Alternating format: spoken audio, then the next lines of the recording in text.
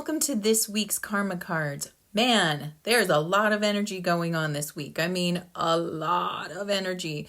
Today is March 31st when I'm recording this, and just yesterday and also today, there was a high-level geomagnetic storm, which means that the KP index was up at 7 yesterday, okay? And just to give you reference, high on the KP scale is 9.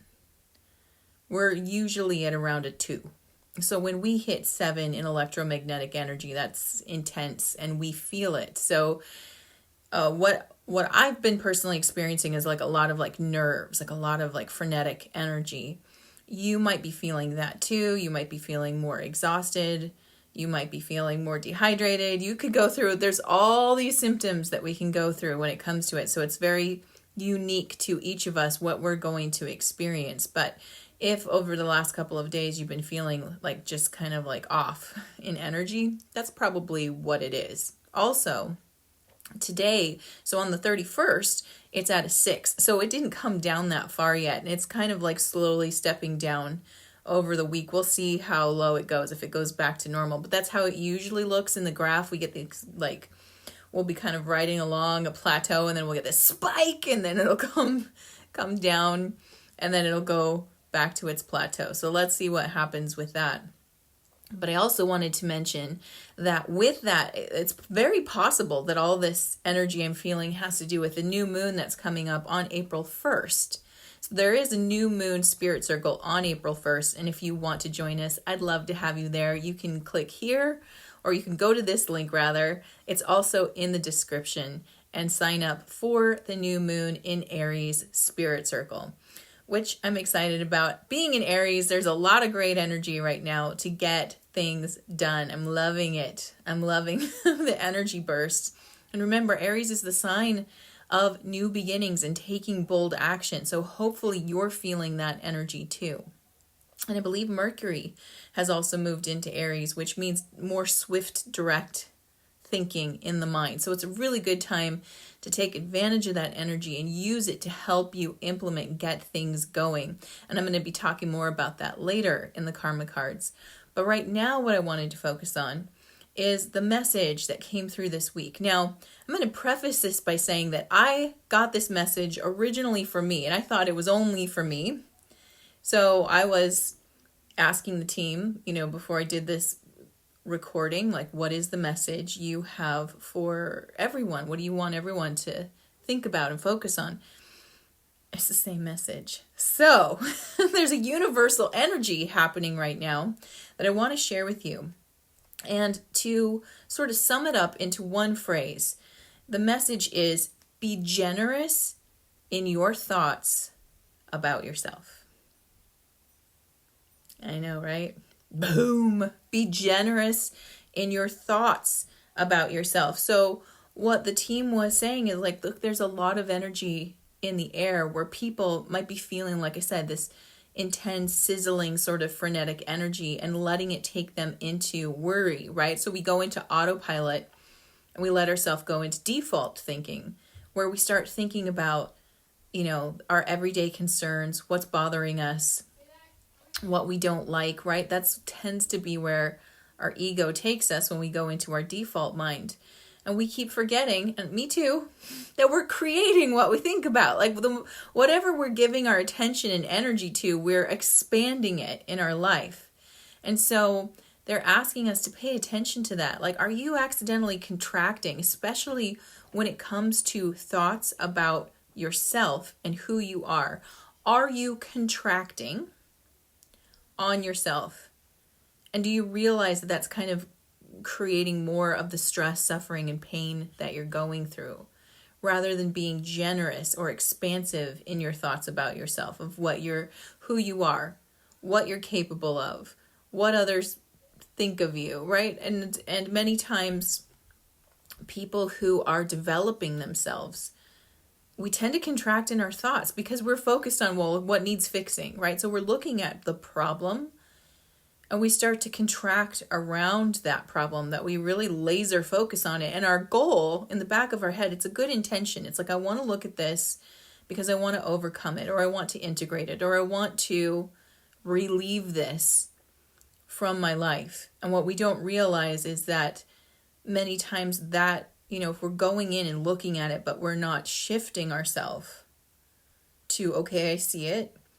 Now, who do I want to be? Now, what's the solution to that? Now, how do I bring this in and let that energy go? We tend to get so focused on acknowledging our shortcomings or acknowledging where we feel we're lacking, or even just acknowledging wrong think, right? Like just behavior or thought patterns that we've noticed in ourselves that we're like, oh man, there it is again, right?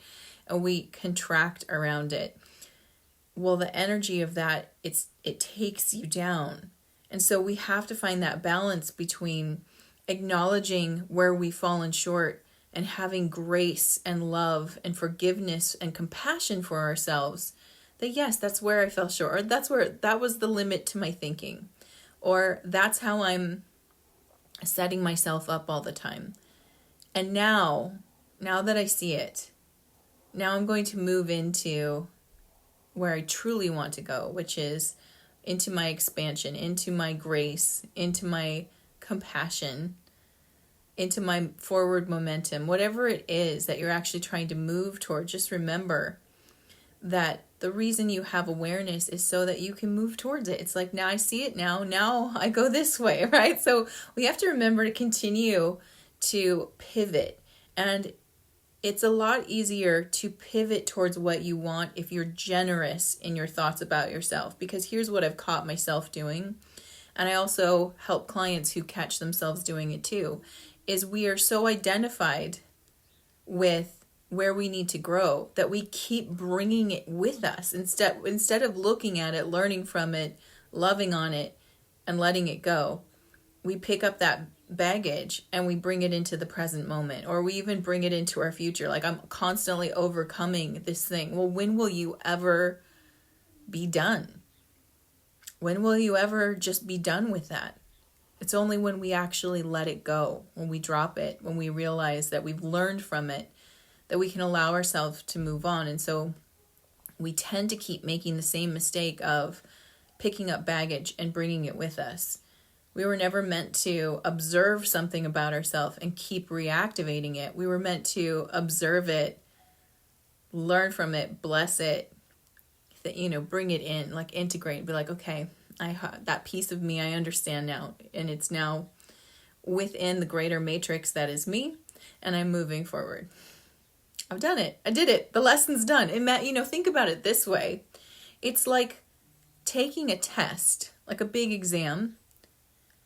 And that a big exam is just supposed to happen one day. Like in the physical world, we understand that this test, I take it today and I get my results. That's it.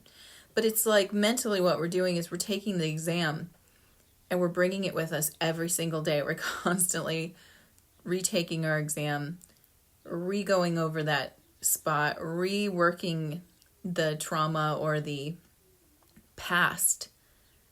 We're constantly reworking it because we believe that somehow if we keep doing that, then we heal.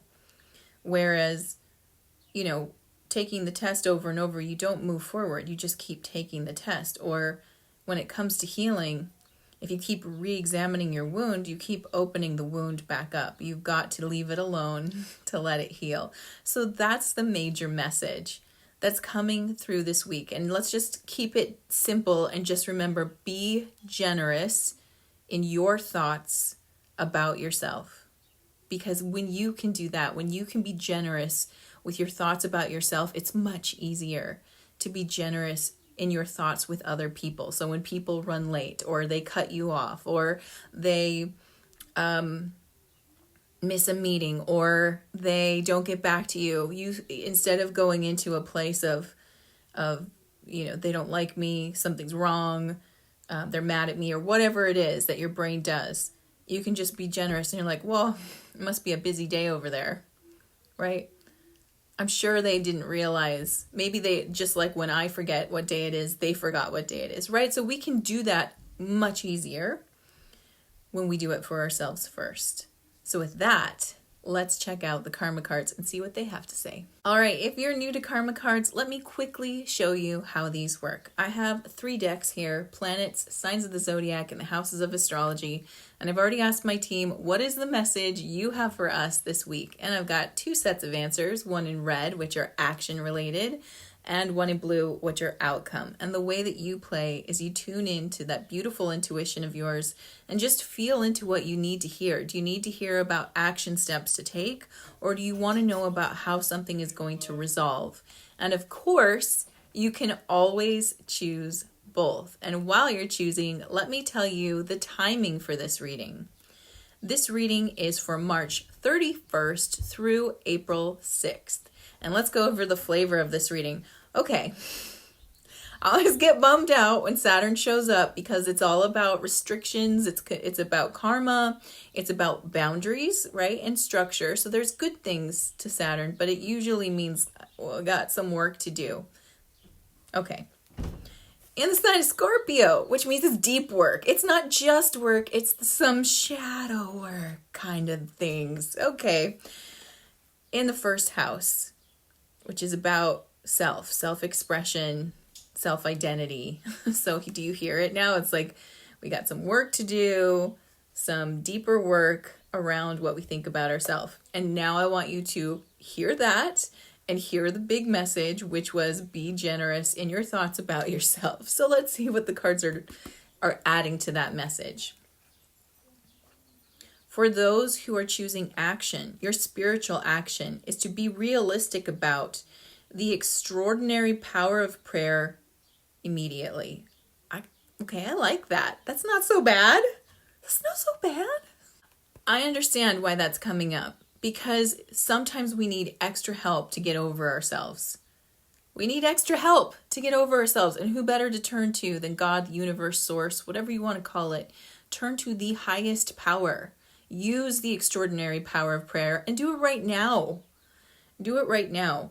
It's necessary to understand that, overcoming yourself through will alone isn't quite enough. There's more to it that they're asking from us. They're asking from us to surrender those negative thoughts. They're asking for us to choose to ask for help from something greater than us. Really quick side note, I have to share with you because this definitely illustrates that point.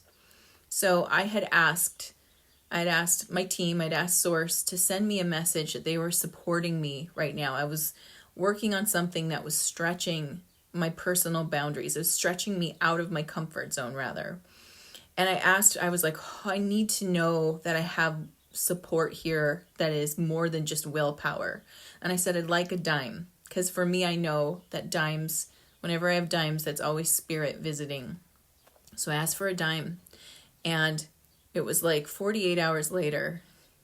I've been waiting. I stopped searching because, I don't know about you, but if you've ever asked for signs, you start like looking around, like is it over here? Like you try to make it really easy for them to give you the sign, right? So I was doing that and then it finally stopped. I was like, okay, I give up. I surrender.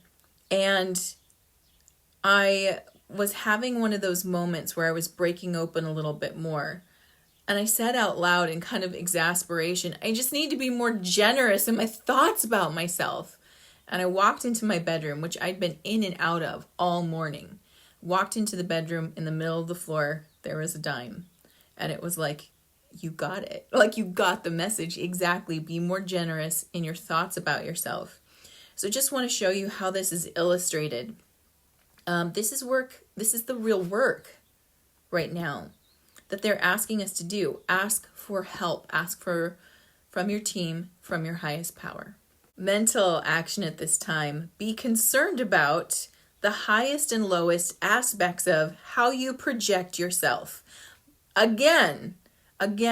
So again, they want the energy, emphasis, and attention to be on listening to how you talk to you, listening to the conversation, the way that let's say you mess something up. That's a good time to really listen. Like, what are the thoughts going on in here? Was it a mistake? Was it because I am ... like fill in the blank? You really want to listen to that. Be concerned. Make that a priority. And we want to pay attention to the thoughts that elevate us as well as the thoughts that are bringing us down. So it's not just, again, they're not asking us to just look at the negative part, because that won't help us. That won't help us be generous, right? Like I said in the beginning, if we're only focusing on what's not working, we're just going to contract around that and create more of that energy. So we're also meant to listen to the higher speaking. Make sure that you are balancing it with that, because there is love also coming through. But are we listening? That's the question. Physical action at this time. You must wait before you can control the situation and do it on your own. All right, so this is not a quick.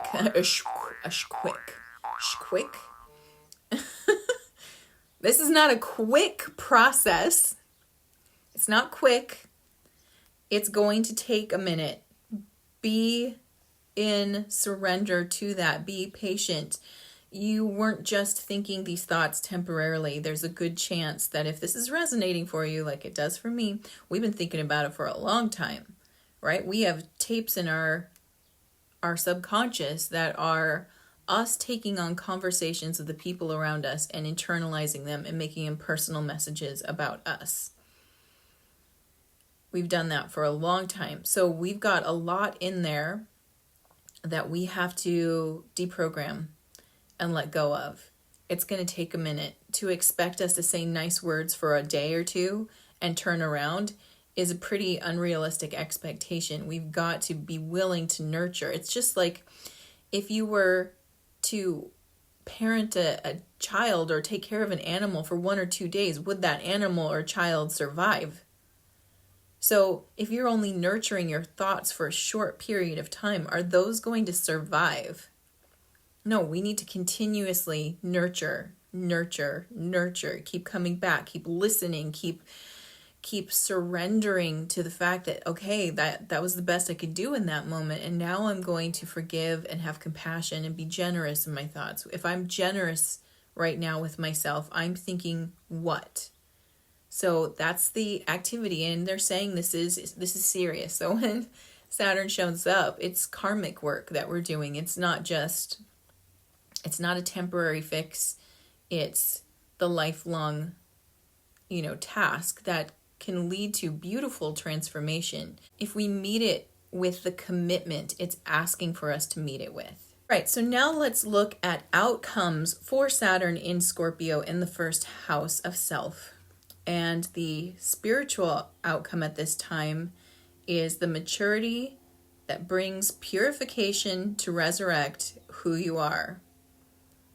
So there's a really big reward. The real you. The real you gets to come through by doing this work. The authentic self, right? Beyond the personality complexes, beyond ego. The real you. You're clearing the way through this loving, generous, expansive view of yourself. You're clearing the way for more of your real self to come through. That's pretty dang good prize. It's worth it to do it. It's worth the work to get that. I want that. I want that. Mental outcome at this time. Caution regarding the secrets of your desires. So this might be a sticking point. Because I've talked to a few people about this, and I'm so guilty of doing this too. So again, it's coming from a place of love and understanding. We can easily attach an outcome to doing this work. Like, I'll do this work if I get the thing. If I get the thing, I'll do the work, right? So I want an outcome. So let's say I'm being asked to be more generous in my thoughts about myself, because that'll create more abundance in my life. And then more things can come in, more wonderful experiences, money, opportunities, people, whatever it is. I'll do this work so I can get that. And that is transactional. And we got to be careful of that, because the idea here is to simply make room for more of you, the real you to come through, because we need the real you to come through. That's what the mission is. Like, bring that love, that light energy to this planet, help it heal. Well, we can't do that through our masks. We have to learn how to drop all of that, to let go of the facades and really let the authentic light shine through. So we're being asked right now through these cards, like, hey, make sure that you're not doing this for a transactional reason, because let's say you do get that abundance, which I hope you do. I truly hope you do. I hope you get the abundance. I hope you get the relationship, the job, whatever it is you're asking for. I want you to have it. And let's say you do get it and you've done a little of this work and then you get it. Well, do you think, and be honest here, will you continue to do the work if you already got the reward? I know what would happen if I made it about a transaction. As soon as I got the transaction, I'd be like, I'm good. I got what I wanted. So now I don't have to do it anymore because I got what I wanted. And that's what they're saying. Be careful of that, because remember, it's not a quick task. It's not do this action, get this result. It's nurturing. Go back to thinking about taking care of the child or the animal or a plant. You nurture it. You show up all the time for it. Over time, whatever it is you're nurturing starts to bloom. So in this case, what you're nurturing is you. And over time, as you continue to show up and nurture yourself, you bloom. And that's what we're hoping for. That's what we want to experience. But it's not a quick process. And so we're being asked to pay attention to that. Physical outcome: limits imposed resulting from the power of your actions. So when we hear limits imposed, that oftentimes can sound negative, like, oh no, I'm gonna be stopped, right? Like I'm gonna hit a wall or something like that. But that's not what this means.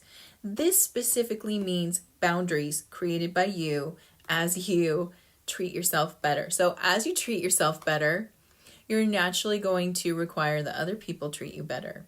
And if you've been treating yourself kind of poo-poo, you've been letting some poo-poo things happen that maybe shouldn't be happening, right?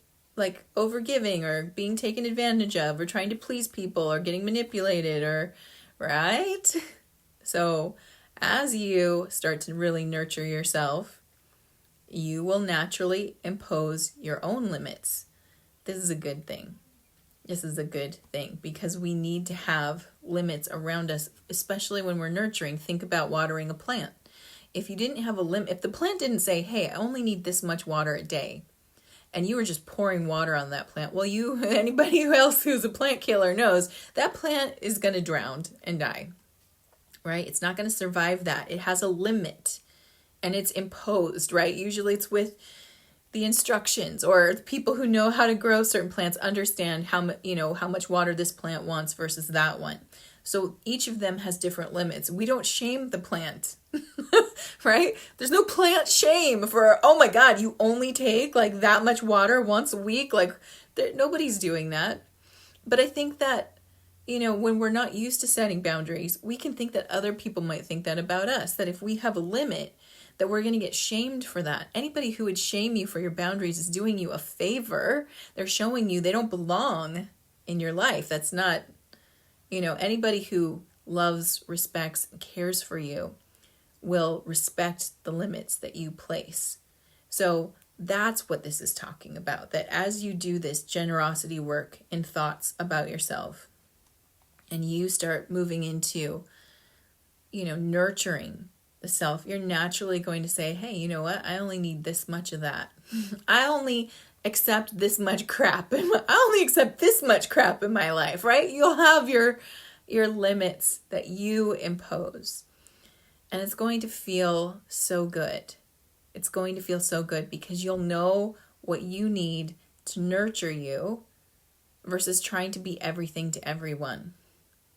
So with that, I hope that you have a fabulous week. At the end of this video, I have an exciting opportunity for people who have goals but stall. So if that's you, if you're a person who is really good at dreaming big but then can't get it into gear, then I'm here to help you. Because I've helped people craft goals for over 4 years. I do an epic year workshop every November. I help people get into alignment with where their energy is. They decide a goal, they stretch themselves, and then I watch them over the year kind of disappear. They run away because they got confronted with something that they thought was a limit when it turned out it was like a limiting belief or a fear, and they let it take them down. So as somebody who it not only puts out big goals, but commits to my big goals and moves through them, I want to share with you how to do that, because there's actually a simple way to move up the mountain of your goal without burning yourself out and without sitting there and spinning in confusion. So if that sounds like something you'd like to learn more about, listen to the video at the end, and there's also going to be this link in the description below. Now, it's called the Mercury Coaching Pod, and it launches April 3rd. So this is your very first test, if you're ready to do this, about quick decision making, because it's almost going to launch. It's like here and gone. So if you want to be a part of that, check out the video, drop a comment. If you have questions, I'd be happy to chat with you. And then I will see you next week. All right, sending all my love. Thank you for watching. Subscribe now and hit the notification bell so that you know the next time I release a new video. Until then, stay magical. My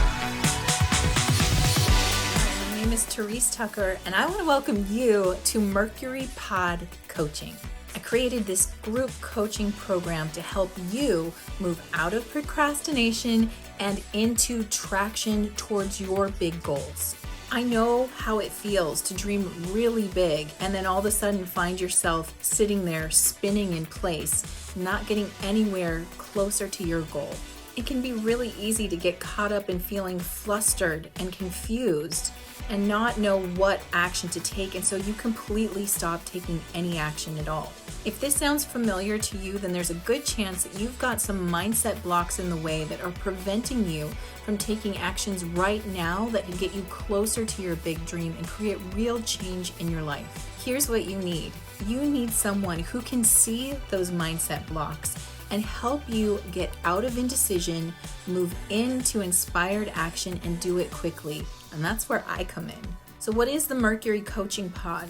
It is a 30-day coaching program where you will have weekly coaching calls live with me to help you implement your plans and take action now. In this group coaching program, you will also get one private session with me where we can completely deep dive into what it is you're trying to create, and I can help you create the action tasks that you're going to need to complete in 30 days to get ahead. If you're ready to jumpstart your goals and get going right now, then you are the perfect person for this pod coaching program. So if you're interested, hit the Get Access button below. And of course, I look forward to seeing you in the Mercury Pod Coaching Program. All my love. Mwah.